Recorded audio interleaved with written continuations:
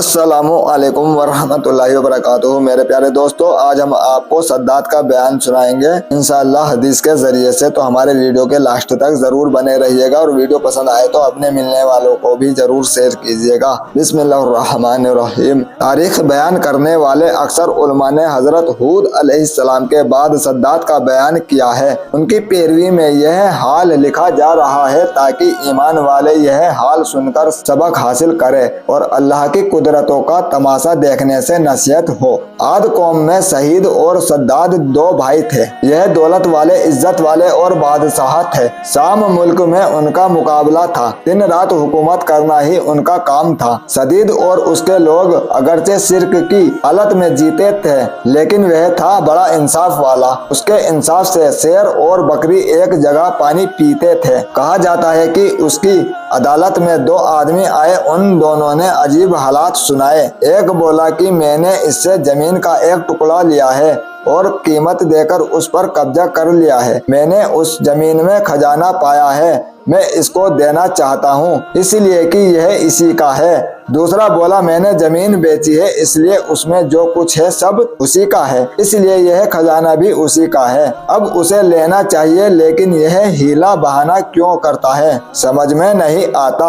हाकिम ने पूछा कि तुम दोनों की कोई औलाद भी है? बोले हाँ है, एक के पास बेटी है और एक के पास बेटा। हुक्म किया कि इन दोनों का निकाह आपस में करके यह माल इन दोनों को दे दिया जाए। इस तरह हाकिम ने एक ऐसा फैसला किया कि जो सबके लिए काबिल कबूल था और उसके इंसाफ का जो नाम हुआ वह अलग। हजरत हूद ने उसको भी ईमान की दावत दी थी, लेकिन उसने सब कुछ होने के बाद भी इस पर ध्यान न दिया और शिर्क की ही हालत में मरा। इसके बाद सद्दाद गद्दी पर बैठा। हजरत हूद अलैहिस्सलाम ने उसको भी ईमान लाने के लिए कहा। वह बोला, अगर मैंने तुम्हारा दीन अपना लिया तो क्या फायदा होगा? हजरत हूद अलैहिस्सलाम ने फरमाया कि अल्लाह ताला तुम्हें इसके बदले में हमेशा हमेशा की जन्नत देगा और तुम पर अपनी रहमत और मेहरबानी दिखाएगा। सद्दाद बोला कि मैं भी जन्नत बनाऊंगा और दिन रात वहाँ ऐश मनाऊंगा। फिर सद्दाद ने जन्नत बनाने का इरादा किया। हर तरफ कोने कोने में मुल्क के आलिमों के पास दूत भेजे। उन्होंने हुक्म के मुताबिक सोना चांदी जवाहरात भेजे। फिर हुक्म किया कि जिसने मुस्क, अंबर और मरवारीद उसके हाथ आए सो सब जुटाकर एक साथ उसके पास लाए। तमाम सामान जुटा लेने के बाद एक खूबसूरत और मनमोहक जगह खोज निकाली। वह ऐसी जगह थी जहाँ की हवा भी जन्नत की हवा की तरह खुशबूदार थी। वहाँ तमाम हीरे जवाहरात जमा कराए। बड़े बड़े तेज किस्म के कारीगर बुलाए और इमारत की मजबूत से मजबूत नींव डलवाई। उसकी दीवारों की लंबाई गरीबों की उम्मीद की तरह थी। चौड़ाई उसके करीमों की हिकमत से भी चौड़ी थी। उसकी ऊंचाई आसमान को छूती थी और सफाई व चमक दमक चांद सूरज से भी ज्यादा थी। जब से दुनिया कायम हुई है ऐसा मकान कहीं नहीं बना था। दीवारें उसकी सोने चांदी की ईंटों से बनी थी।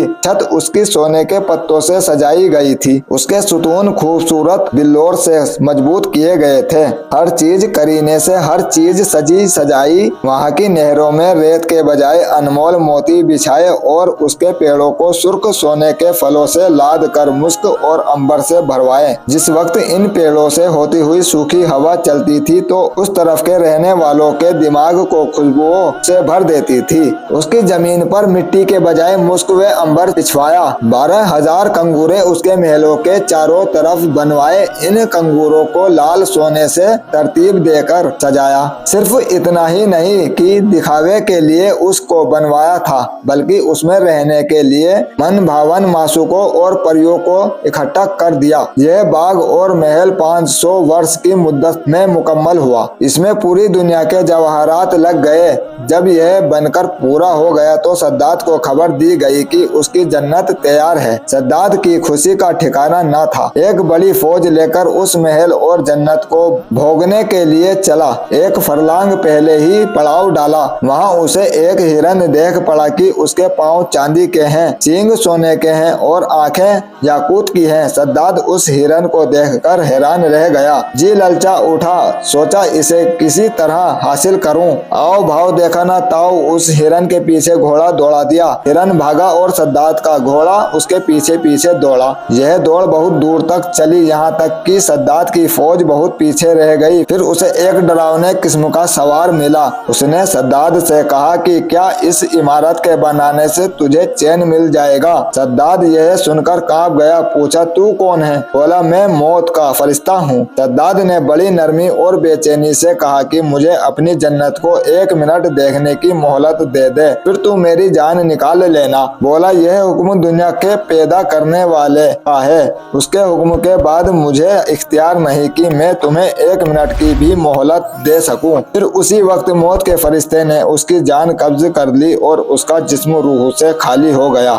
सद्दात के मरने के बाद वह आलीशान इमारत और खूबसूरत बाग लोगों की नजरों से गायब हो गए। तारीख की किताबों में लिखा है कि अल्लाह ने इजराइल अलैहिस्सलाम से पूछा कि तुम मुद्दतों से रूहों को निकालने में लगा हुआ है और शुरू ही से तेरा यह काम है, क्या तूने किसी पर रहम भी किया है? जान निकालते वक्त कुछ दया भी आई है? बोला, ए अल्लाह, मैं तो सब पर ही दया करता हूँ। फरमाया, किस पर ज्यादा तरस खाया? तब इजराइल अलैहिस्सलाम ने यह किस्सा सुनाया कि एक दिन नाव हुक्म के मुताबिक मैंने तोड़ दिया और उसके तख्ते अलग अलग कर दिए। हवा का झोंका आया, नाव डूब गई और नाव वाले बिजली की तरह कुछ ही देर में खत्म हो गए।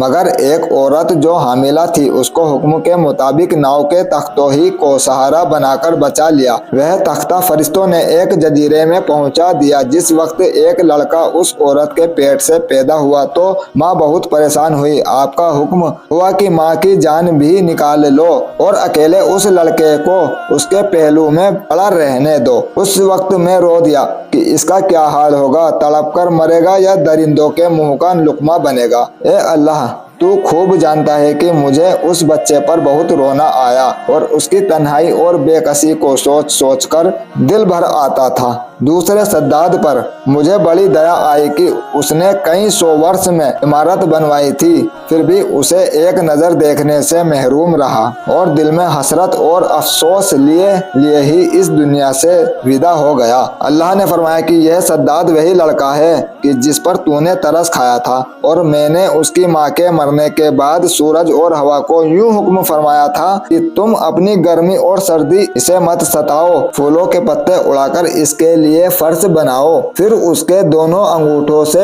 दूध और शहद की नहर बनाई। इतनी मेहरबानियों के साथ मैंने उसकी जान बचाई, उसे राज्य दिया, बादशाह बनाया, सुख शांति दी, फिर भी इन नियामतों का शुक्र अदा करने के बजाय खुदा होने का दावा कर दिया। उसका तो यह अंजाम होना ही था। अल्लाह हम सबको अपने गजब से बचाए और अमल करने की तौफीक अता फरमाए। मेरे प्यारे दोस्तों, अगर वीडियो पसंद आया हो तो वीडियो को लाइक कीजिए और चैनल पर नए हैं तो चैनल को सब्सक्राइब करने के साथ साथ बेल आइकन प्रेस कर लीजिए ताकि आने वाली हर इंपोर्टेंट वीडियो और नए नए बयानात आप तक पहुंच सके। मिलते हैं अगली वीडियो में, जब तक के लिए अल्लाह हाफिज।